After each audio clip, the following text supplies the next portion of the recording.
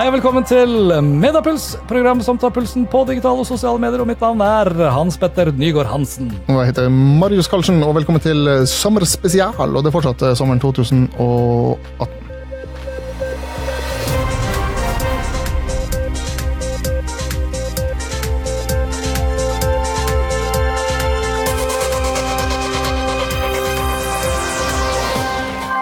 Er det sånn vi skal prate nå? Ja, fordi nå står Mini nummer 1 med et spade og kakke mot vinduet utenfor. Litt bekymret. Ok, hadde bare vært en is, men ok, hvis du har en spade, folkens, eller en is, så tar du på deg øretelefoner. Det har du kanskje da gjort da, i og med at du hører på det her, og så får vi se da hva som kommer, men vi drar fram gullet vårt fra... Nå. Ok, vi graver etter gullet da. Og så får vi se om det er gull eller gråstein, men kos dere videre på ferien, folkens. Ok, jeg løfter opp, og du drar det ned igjen. Tilbakeblikk med Mediapuls. Vi har en Mediapuls spesial fordi vi holder våre lovnader, og lovnaden, etter beste evne i hvert fall, lovnaden stammer tilbake fra Oslo Business Forum, som ble arrangert 10. april, rett utenfor Oslo. Vi var innom Oslo Business Forum med et lite klipp fra Randi Zuckerberg, søsteren til den noe mer kjente Mark Zuckerberg. Og da sa vi at vi skulle legge ut hele foredraget hennes, for det var et fantastisk inspirerende, morsomt, motiverende, lærende, ja, hvilke andre superlativer kan jeg komme på? Nei, men det var rett og slett bare et grisebra foredrag, og som vi påpekte vel, når vi tok det opp, at hun hadde nok da fått all humoren av de to. Nei, hun er bare rett og slett et nydelig menneske, så hør på det her, og så sjekker dere opp Randi Zuckerberg. It's Complicated er vel egentlig det hun kaller selskapet sitt, og du finner henne på Facebook selvfølgelig, hun er på Instagram, jeg har ikke sjekket om hun er på Snapchat, det har vel Mark da sikkert forbudt henne å være på, vil jeg tro. Ok, nei, men du vet hva, without further ado, her er Randi Zuckerberg. Mediapuls spesial. We come to that moment when we pull everything together, and it's a chance for us to really understand. And our next speaker, we really could have, I mean, not only is it extremely topical for obvious reasons, but Randi Zuckerberg is entirely the right person for us to hear from at the end of our day. Because having worked at Facebook, having now been a recognized producer, having owned and running now her own firm, Zuckerberg Media, she is well qualified to know what is on the inside, what is the potential, what leadership means, and she has seen the whole spectrum of change that it can bring, which is why it is my great privilege to introduce and to ask you to give a very strong welcome to Randi Zuckerberg.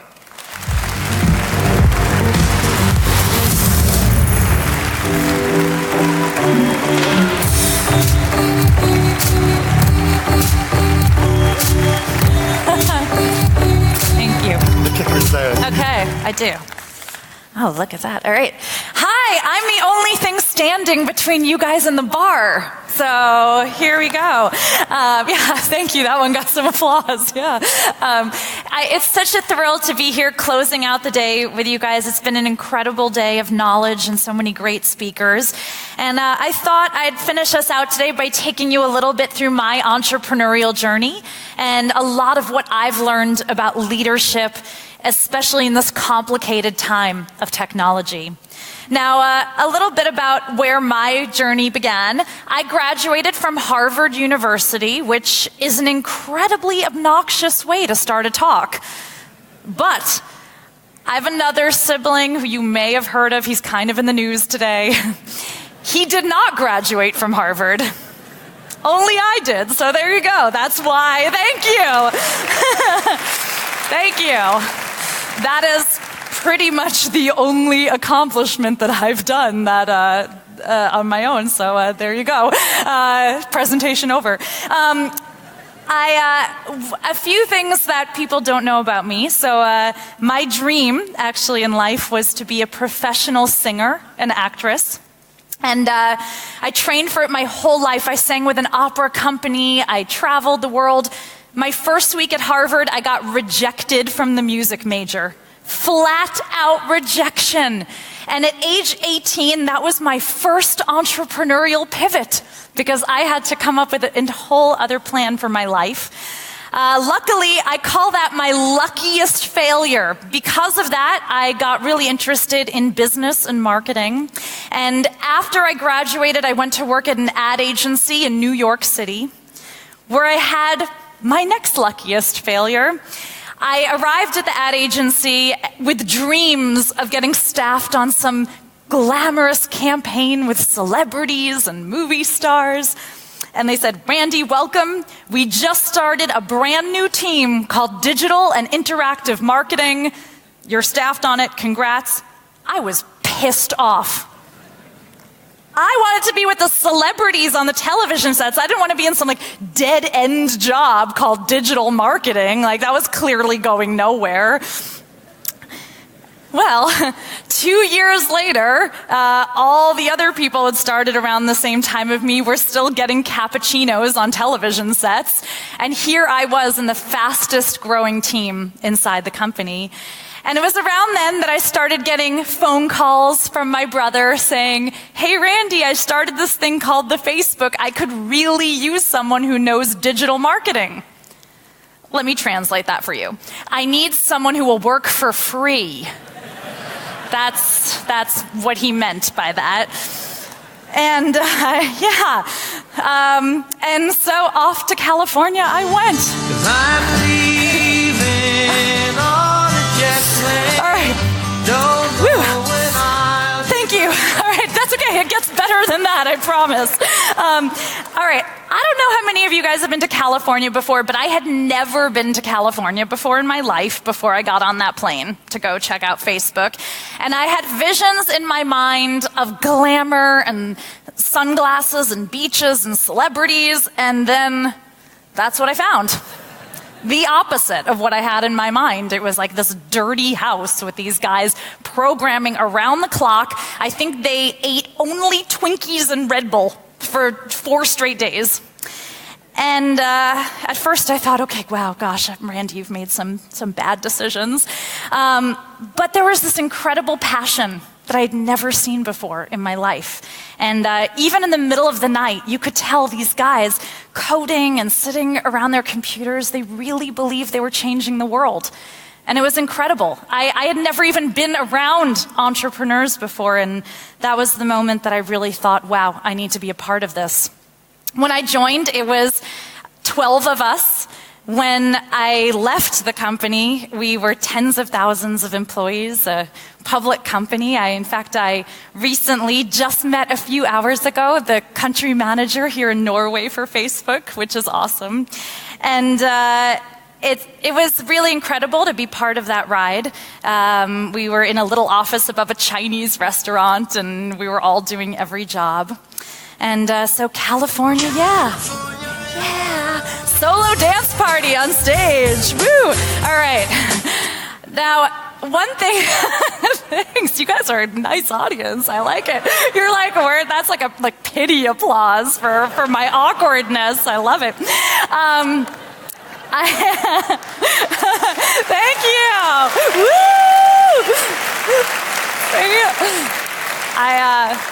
One thing that really struck me about Facebook that I've come back to a lot of times was how, as a company, we were able to keep the culture so creative. In fact, even as it grew to thousands of people, and even today, if you walk into the office, there's still this culture where everyone's an entrepreneur, where a good idea could come from anywhere.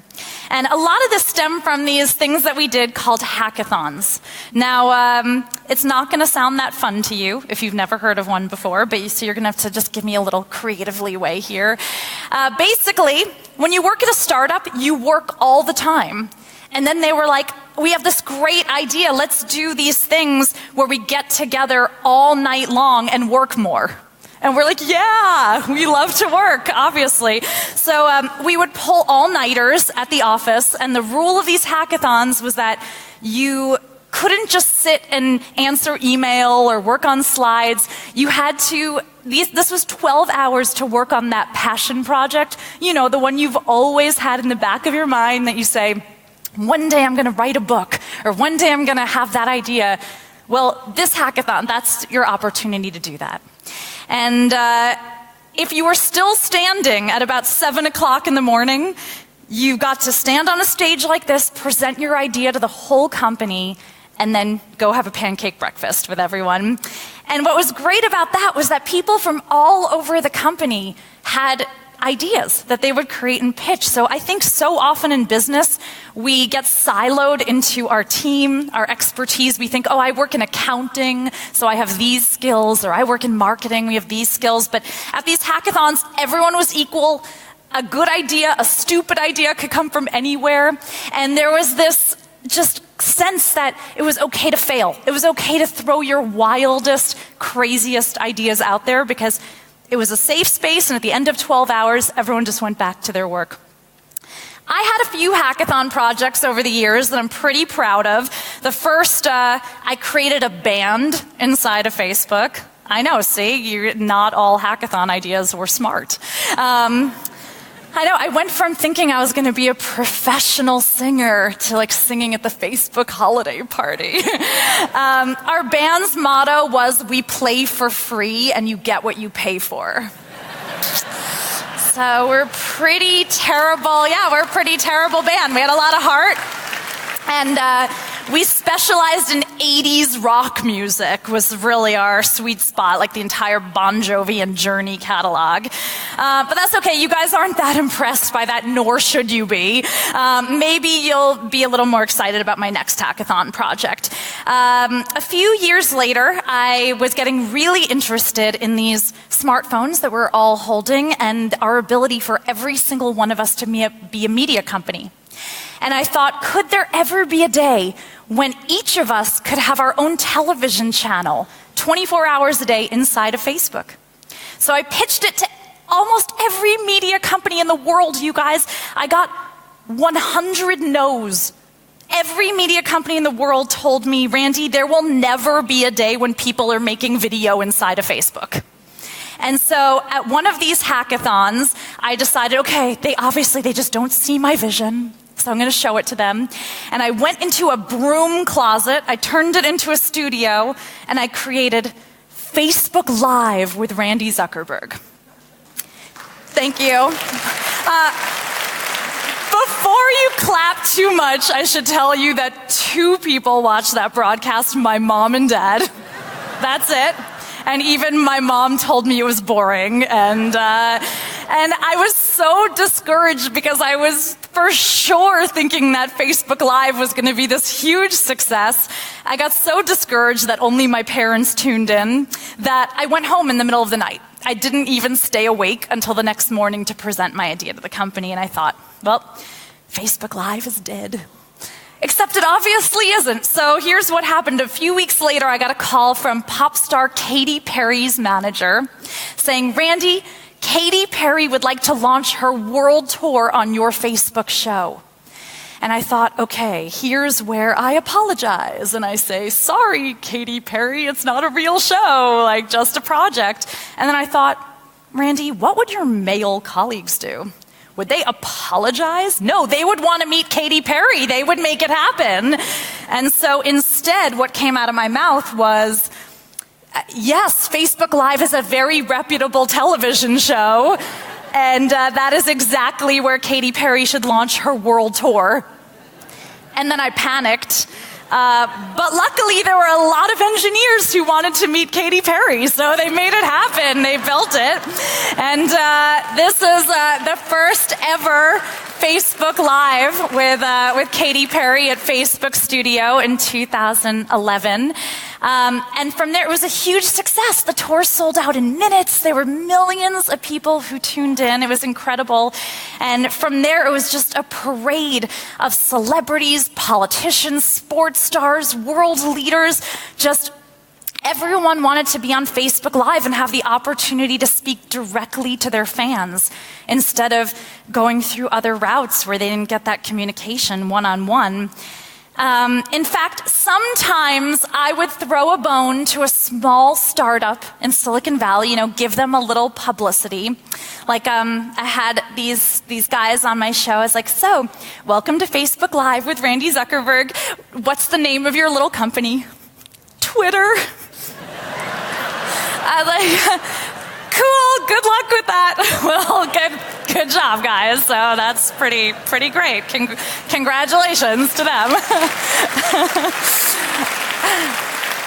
But I think the proudest moment for me in my career was only about 4 months after that hackathon. I was out to dinner with my husband, who's sitting in the front row right here. Hi. And we were out to dinner, and I actually had to say, sorry, honey, hold on, the White House is calling. I'm sorry, who gets to say that except, I don't know if you guys watch 24 with Jack Bauer or Olivia Pope and Scandal. I'm sorry, but I don't know anyone who gets to say that except for those actors on TV. And I actually had to go because President Obama wanted to use Facebook Live to do a town hall to all of the United States. So in 4 months, we had gone from this teeny hackathon project to the President of the United States, one of his preferred ways of communicating with the public. And thank you. Thank you. The reason I love to tell this story, and actually it gets even better than that because a few years ago, Facebook Live was launched to 2.1 billion people around the world on their phones. But the reason I love to tell this story is not to be like, yay me, I did something fun. It's because I did not consider myself an entrepreneur when I went out to Silicon Valley. I wanted to be an actress. The last thing that I thought was that I was going to go to Silicon Valley and, invent some new feature for social media. And but what that experience showed me a few things that I think are really valuable for leadership today. It showed me that any of us put in a situation where we are not only, we don't have to be afraid to fail, we are encouraged to fail.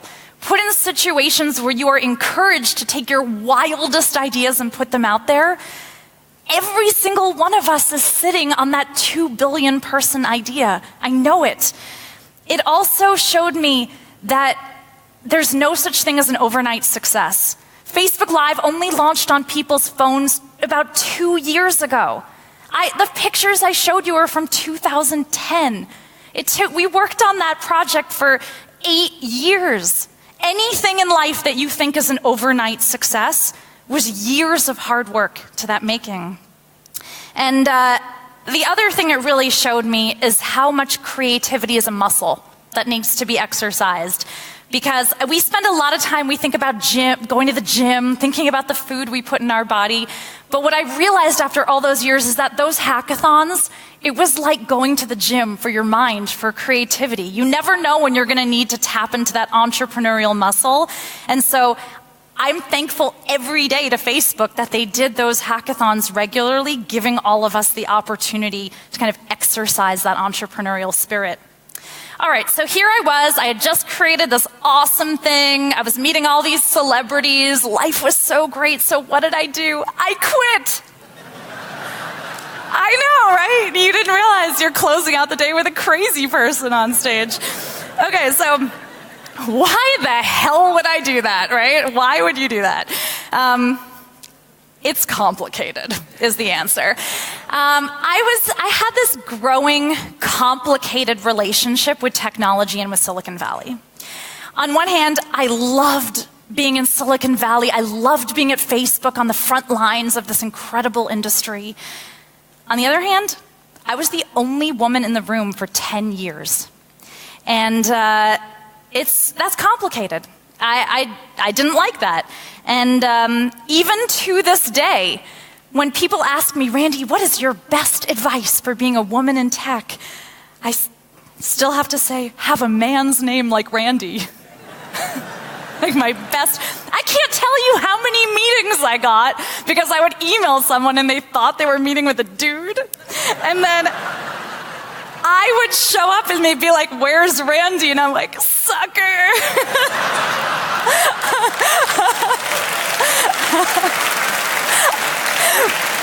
So it's funny, but it's horrible at the same time. And I have to say, I have to really give credit to you guys here in Norway. When I look at so many of the policies around women in business, there's a lot that we can learn and take back. And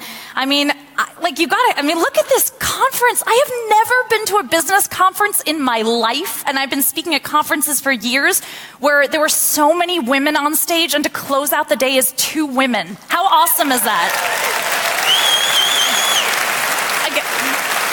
So there is a lot that the world can learn from looking at what you guys are doing in business practices in Norway. But anyway, that was complicated for me to be the only woman in the room for so many years. And I really wanted to change that for future generations. And I felt like I couldn't do it from the inside of one company.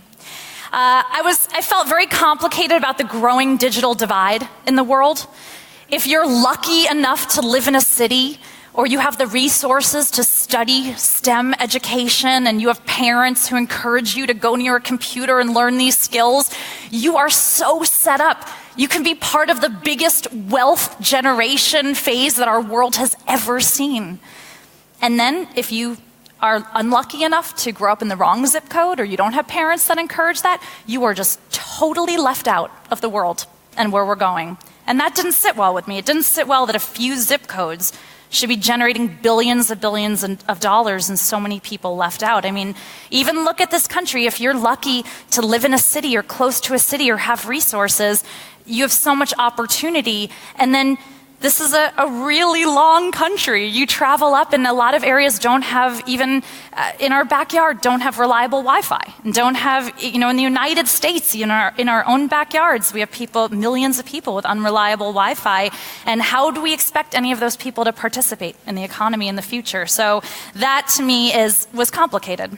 And I think that the final thing that really was complicated to me is that sometimes you build tools and you build them in a way that you're so excited about. You feel like you're going to change the world, and then you put them out there, and people don't always use them in a way that you're proud of and excited by. And I think a lot of that is playing out in the news right now, as we're seeing, and has been for quite some time. I remember waking up and around the time of Arab Spring and thinking, wow, we are giving a voice to everyone. And then I woke up this last presidential election in the United States, and I said, oh, we gave a voice to everyone.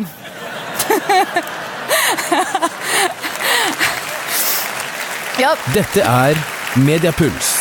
So it's complicated, We're at this really pivotal moment where our relationship with technology is both exciting. There's so much opportunity like we've never had before. But it's challenging, Companies know that they need big data and analytics to survive in this world, and yet at the same time, we're seeing what happens when that data goes into the wrong hands. We're living in a world where we are on the cusp of a revolution with robotics and automation, and yet we're also on the cusp of millions of people losing their jobs, and people are scared, and they should be. And we're in this world where we can do virtually anything in the palm of our hand, which is amazing. But it also means we are so addicted to these devices. So there was a growing, complicated relationship that I had with Silicon Valley and with a lot of the things that we were creating in Silicon Valley. For example, we recently went to this place called VR World in New York City. And I got to experience some of the coolest VR. I know even outside there are some exciting VR demos that you can see. In this particular one, in the headset, it felt like I was on the top of a skyscraper, and I had to take a step off the edge of the skyscraper.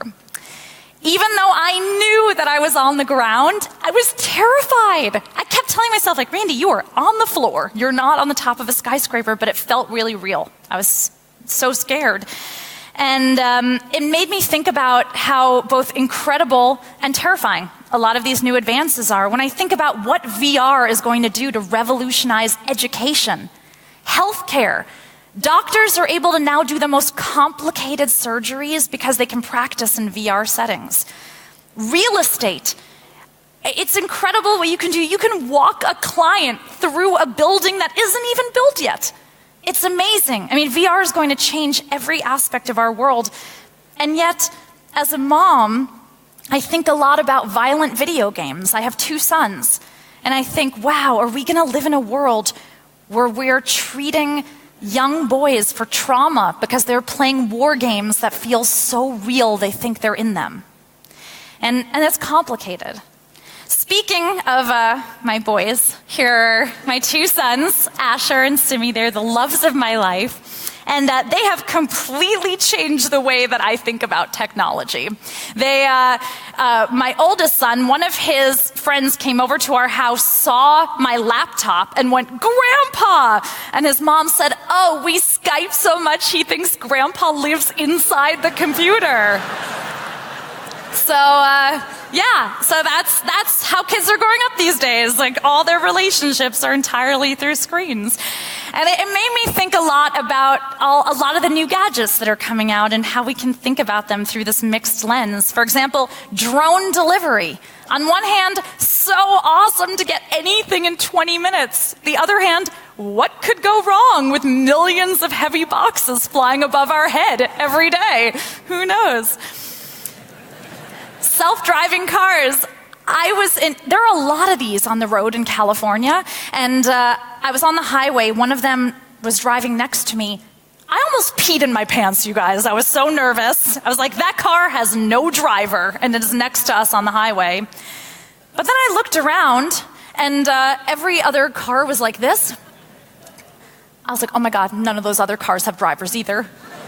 And they are not self-driving cars. Like, apparently we need technology to save us from technology. That's how sad the state of things is.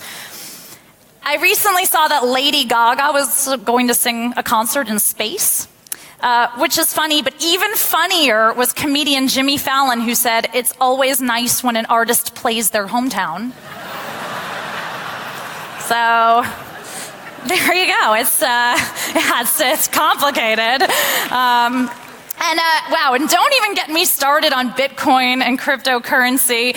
On one hand, I actually have gotten really involved and educated in this space for the sole reason that when I saw that only 2% of all cryptocurrency was owned by women, I thought, oh my gosh, here I am doing all this work for women and tech to get more people, and we're going to catch up over here only to get completely left behind of all of these new emerging industries? Like, no way, ladies, that is not going to happen. So, but on the other hand, it's so volatile. I saw this joke that if you haven't been following Bitcoin, you're going to be like, what the hell is she putting up on stage? And if you do, no, you'll see it. So, a boy asked his Bitcoin investing dad for a Bitcoin for his birthday, and his dad said, "What, $15,000? $14,000 is a lot of money. Why do you need $16,000? That's right. It's so volatile that while I've been on stage, the value has probably doubled, halved, and doubled again. So there you go. I saw a funny meme that said that 50 Cent should change his name to 0.00035 Bitcoin. So that was, I was like, yeah, that's a good idea, actually. Maintain relevance. After I left Facebook, I wrote 2 books. The first was called .complicated, about my journey and the complicated times that we're living in with tech and our relationship with that. But as I was writing it, I stumbled upon a stat that it is at 9 years old that we lose girls in technology. I didn't realize it was quite so young, but it is. And so I wound up going back to my publisher and saying, I would also love to write a children's book. That book completely changed the course of my career, the next chapter of my career. I thought I was going to go build a social media marketing agency. Instead, with Dot, we actually ended up making it into a global television show. We just wrote our 80th episode about our techie little girl who kind of takes on all these entrepreneurial endeavors. And my partner on that is the Jim Henson Group that did the Muppets. And because of that, I started getting really into the space of children's entertainment and media. Our most recent venture from my company, Zuckerberg Media, is a tech-driven restaurant. What does that mean? Imagine going to a restaurant where everything is served and created by robots. How cool would that be? We decided to launch something called Sue's Tech Kitchen. We decided to launch it in the middle of the United States in Chattanooga, Tennessee. And if you have heard of that, then good for you. And I thought, okay, we're gonna launch Sue's Tech Kitchen in a city where it's not traditionally known for technology. I mean, Tennessee, this is a state where people are losing their jobs in automotive factories and plants, and really having to rethink the economy in a very personal way. So going into Sue's Tech Kitchen, we wired fruit up like circuit boards, so you could actually play music with your food. I wanted to call this Apple Music, but my team said that was trademarked already. Too bad. We re-envisioned the dining room of the future so you could actually watch 360 movies and play games with your family across the table. But the star there was our robots who made pancakes, and we 3D printed chocolate so you could actually design chocolate and then take it to a 3D printer and watch it printed in front of your eyes. I was very excited to see the robot outside that was handing people chocolate bars. I was like, we need that in Sue's Tech Kitchen. We started Sue's Tech Kitchen this past summer in the United States with just an experiment in Chattanooga. And now 8 months later, we've just signed up to do our 4th location in the United States and our first international location. So thank you. So even in my own business, I'm also sitting in your shoes, learning a lot of lessons about leadership and moving fast and scaling. And it's been exciting to be back in the entrepreneurial trenches. I was up till 4 a.m. laying carpet tiles at our last location because no one loves your business as much as you do, and also I guess I'm a glutton for punishment. So just taking it back again with some of the leadership lessons that I feel like I've really learned from the trenches of Facebook and now in my own ventures. We're all a media company. And we now have all of these tools in our hands. Even if you don't think you're a media company, you are a media company. And it's important to act like one, because if you, oh wow, we're going out of order. Woo, shaking it up. All right. Train your employees to not fear failure, because part of the success of my career is the fact that I was encouraged to take huge risks, to put ideas out there. And Facebook Live never would have been born if we hadn't been in an environment where I was encouraged to just go for it.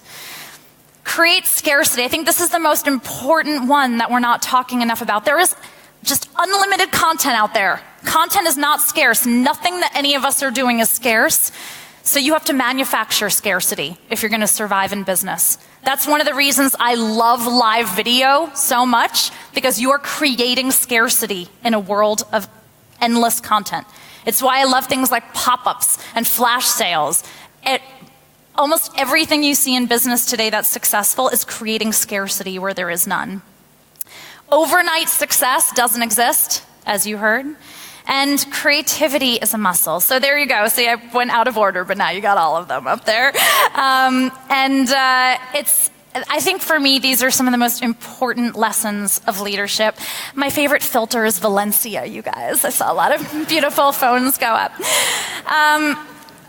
I think we also have to remember that no one ever created anything of extreme value when they were glued to their phones 24/7, right? It's easy for me to get on stage and say that, look, there I am with my kids. My little guy's picking his nose and I'm too busy on my phone to realize it. But hey, I think this video illustrates it well. That's a bear. And that's a guy text messaging and not looking where he's going. That's right. So it's important to pick our heads up from our screens every once and again in order to get that full view of our lives. And again, if you're constantly responding to other people, how can you expect to be creative and to change the world and change your business? I have, in the United States, I have a weekly business talk radio show on Sirius XM. So I do get to be in front of a microphone every week, which is great. But I started all of this off with you guys saying that my dream was to sing on Broadway. And you probably forgot about my dream by now, but I have not forgotten about my dream. And a few years ago, I was in my living room, and I got a call from the producer of a Broadway musical who said, Randi, I saw some video of a Facebook band that you were in, and I'm doing an 80s rock musical on Broadway. Do you want to come star in it? So after all of that, after getting rejected from the music major, kind of giving up my dream, going out to Silicon Valley, helping to build Facebook, I got to perform on Broadway after all.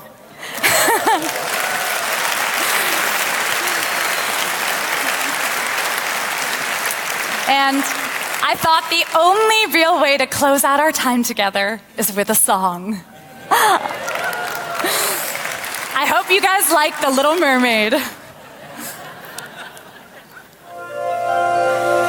at this phone, loaded with apps, Siri and Facebook and Apple Maps. Looking around here, you think, wow, she's got everything. I've got iPhones and Androids for poking. I've got a Fitbit that's truly divine. I've got a BlackBerry. No, I'm joking. But I long to live life more offline. I want to go where the people go. Bookstores or somewhere that's still existent. There I would meet them and then we would, what's the word? Talk out where they date as they should. Somewhere where Tinder means only wood. Out there and free. Wish I could be part of that world. Thank you so much. What a pleasure. Thank you.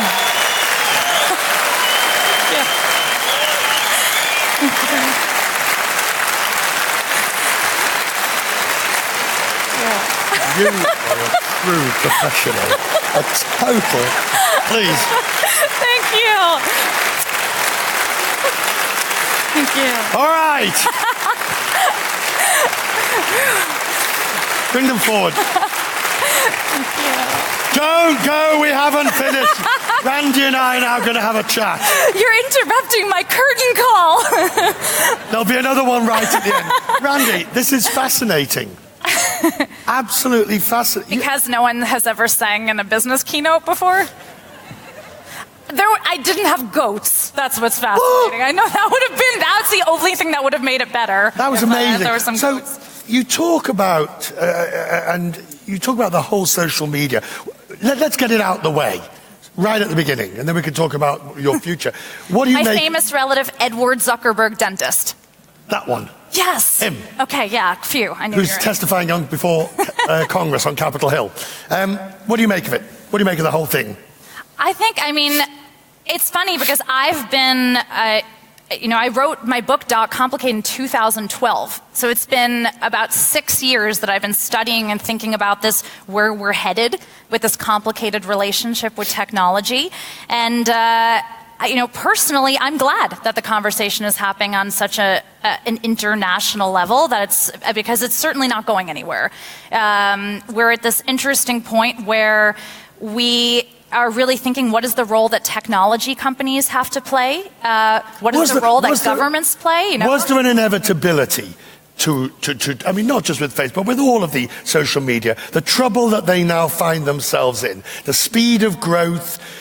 Your brother has said, look, we never thought that it would be weaponized in quite this way. You were there during those early days. No one ever thought that it would be used. No, when I was saying, when we were in the early days and we were right next to YouTube, Twitter, all of these, it was so idealistic. what we're creating. We truly believe giving everyone a voice, and I believe that it is, when you look at the whole picture, it is far and away a benefit, a wonderful opportunity that people have a voice, but it's also going to be complicated. I think the fact that you walked away knowing some of these things. I mean, your last song, which I'm going to was just brilliant. But you talk about abandoning all this. That's right, unplugging. Unplugging, where tinder means wood, and nothing more.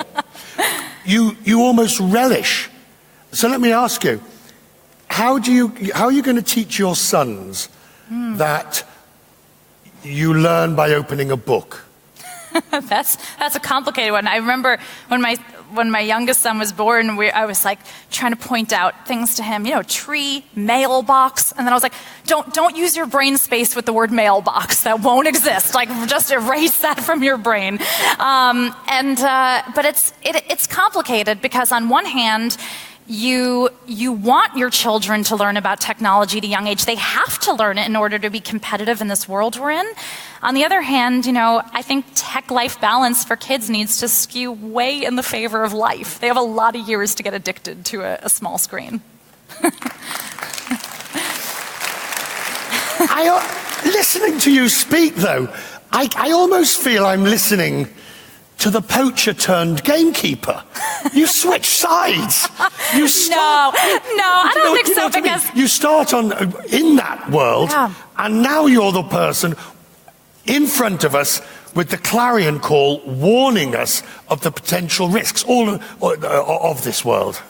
I would still consider myself a very passionate lover of technology. Right. I still, when I look at the world of tech, I still see far more opportunity than I do complication, but nothing in life is ever 100% great. Nothing. And so I think it's very easy to get caught up in anything, and I think it's just important in life to take a balanced viewpoint of all things. All right. So I didn't start out as an engineer in Silicon Valley. I started off as, coming from the perspective of an artist, of an actress. And so I think I've tried to hold a balanced viewpoint from day one. So you're an artist, you're an actress, you're an engineer, and now you're an entrepreneur. What is it? Leave our guests. And a mom, which is my favorite. And a mum, which is your favorite. Back to the entrepreneur, because the entrepreneur is a mum as well, and the mum is the entrepreneur. Leave our guests with a message of entrepreneurial spirit. Yes. The thing that they have to dig deep. Even with your name and your whatever, you still had to make a success of writing Dot. You still had to make a success of Zuckerberg Media. You still had to do Rock of Ages. You're an entrepreneur. Tell them. Oh gosh. All right. Well, I think there's a few things that I'd love to leave you guys with. The first, I remember when I did my first voiceover in Dot, because I got to write myself in as one of the characters, and I realized when you own the casino, you can play in it whenever you want. And that was a really amazing moment for me. And I just realized even my worst day working for myself is better than my best day working for someone else. So, it's a roller coaster ride to be an entrepreneur, but if you have the heart and the stomach and the passion for it, it's the most amazing one that you can have. Ladies and gentlemen. Thank you. Give us a high. Ladies and Randi Zuckerberg. Thank you so much.